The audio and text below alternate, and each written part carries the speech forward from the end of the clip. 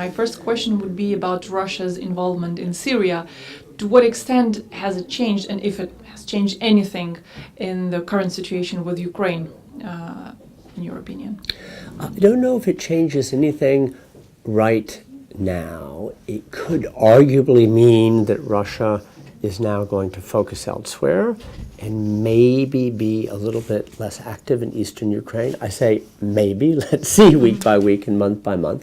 I fear that Russia may manipulate us Americans, and whatever transpires in the next weeks in Syria, Vladimir Putin may try to convince the President of the United States and the State Department Secretary Kerry, let's work together on Syria in fighting ISIS.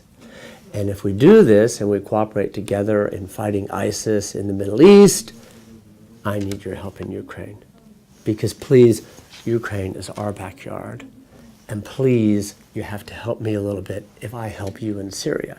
I think that would be a disastrous course to pursue because we would be manipulated again. He would deceive us again. And I don't think our interests are aligned at all. I think he's about something very different.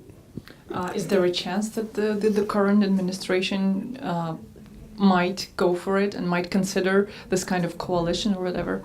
Well, I'm afraid, yes. I'm a bit of a skeptic, I hate to say, because first of all, remember that the President of the United States will be president for another 14 months. So the clock is ticking, the clock is running.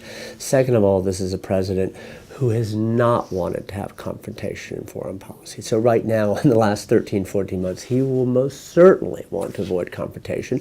And third of all, there's this view, I think it's naive, that Vladimir Putin can help us in different issues on different fronts. I think it's very short-sighted and naive. But they may be susceptible to that. They may be open to that argument. We don't want to fight this fight in Ukraine. He can help us in Syria. And it's a way to stay out of a big confrontation the last year in office.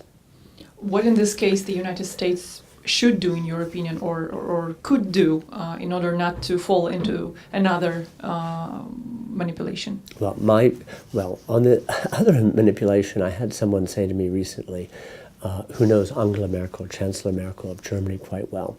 This person said to me, it's a CDU politician, he said, Frau Merkel, Mrs. Merkel knows that Vladimir Putin lies. And he knows that she knows that he lies. And that doesn't solve anything, but I think that's an essential basis to understand the character of the man and the adversary you're dealing with. I'm not sure yet that President Obama and Secretary Kerry know that he lies.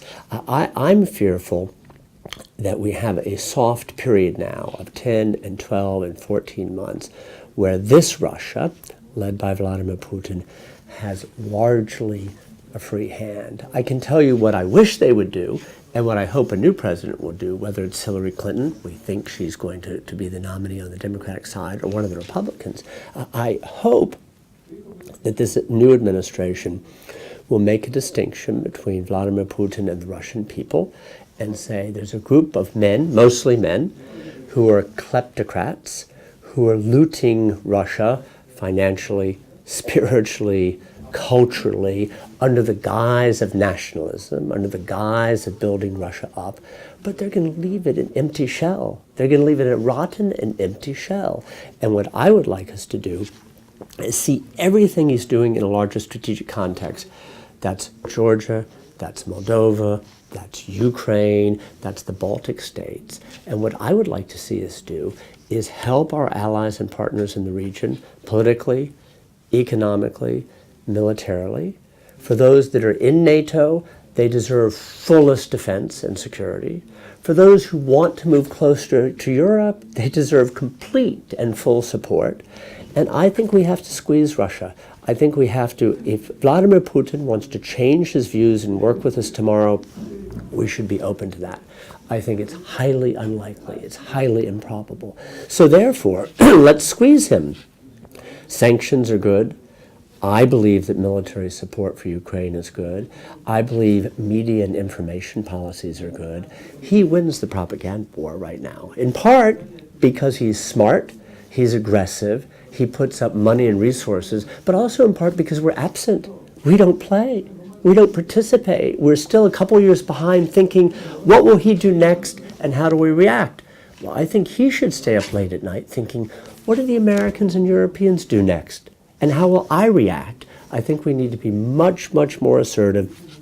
Everything he does abroad, in Ukraine, in Syria, in Georgia, should have a price, should have a very, very, very big price. I think he's a serious person. And I think if it's a little pinch, it's not a price. I think it has to be multiple points of pressure and continued and hard and deep.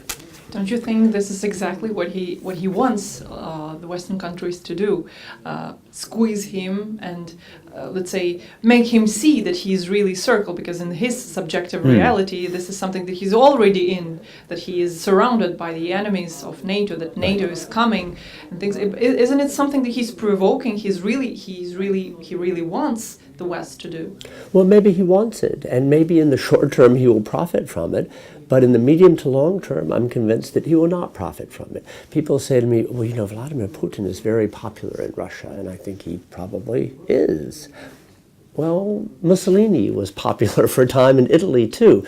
This kind of charismatic, authoritarian, corrupt and kleptocratic leader who has considerable charm and charisma and political skills, he is popular as long as he wins. And when he's seen as losing, I think it will change. And by the way, to your question specifically, we have to look at what our alternatives are. One alternative is appeasement. We let him be.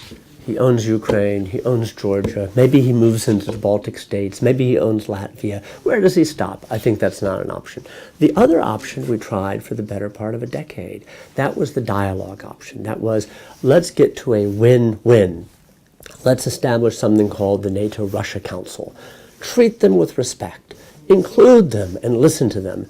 Then we thought, you know, maybe we need to cancel missile defense because this offends Russia. So let's tell the Poles and Czechs we don't do that. Then we thought, remember in Bucharest at the NATO summit in 2008, where Ukraine and Georgia wanted to take steps toward NATO, we said, no, we don't do that because this will hurt Russia. This will offend Russia. Well, what did we get? We got exactly the opposite. 4 months after Bucharest, Russian tanks were an hour outside of Tbilisi. So we've tried a combination. We've tried dialogue. We've tried saying, Mr. Putin, we respect you, we listen to you.